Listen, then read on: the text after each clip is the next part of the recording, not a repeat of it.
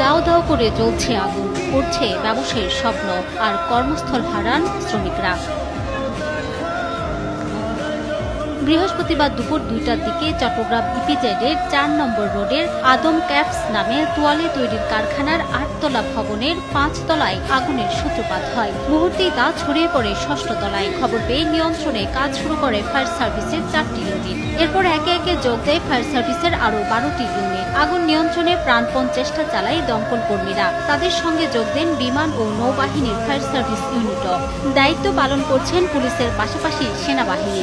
আতঙ্ক ছড়িয়ে পড়ে আশপাশের পোশাক কারখানাগুলোতে। কয়েকজন সিঁড়ি দিয়ে নামছিল, তারপরে আস্তে আস্তে ধীরে ধীরে সবাই নামতেছে। যখন বেশি আগুন লাগছিল তখন কেমিক্যালটা বেশি, যে এসিগুলা ফুটতে আছে গ্যাসের যেগুলা, আর এগুলা নিরাপত্তা কম। ফায়ার সার্ভিস, নৌবাহিনী, তারপর আপনার বাংলাদেশ পুলিশ থেকে অনেকে লোক আছে নিয়ন্ত্রণের চেষ্টা করতে, এখনো কিন্তু নিয়ন্ত্রণের বাইরে। 6 তলা 7 তলা এটা কভার করবে। এখানে চতুর্দিকে ইলেকট্রিক লাইন রয়েছে, অবস্টাকল রয়েছে, ভিতরে যাওয়ার কোনো স্পেস নেই।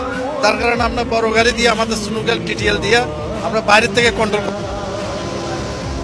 দাহ্য পদার্থ থাকায় আগুন দ্রুত ছড়িয়ে পড়ে। কারখানাটিতে থাকা বেশিরভাগ শ্রমিক কর্মচারী নিরাপদে বের হয়ে এসেছেন বলে দাবি ফায়ার সার্ভিসের। অলরেডি এর মধ্যে 20-25 জনের মতো আমরা রেস্কিউ করেছি, আর বাকি এখন আমরা সাহায্যে আছি। কিন্তু আগুন যতক্ষণ পর্যন্ত কন্ট্রোল না আসবে ততক্ষণ পর্যন্ত কিছু বলা যাবে না। গত 2 মাস আগে নগরীর কর্ণফুলী ইপিজেডে আগুনে পুড়ে যায় একটি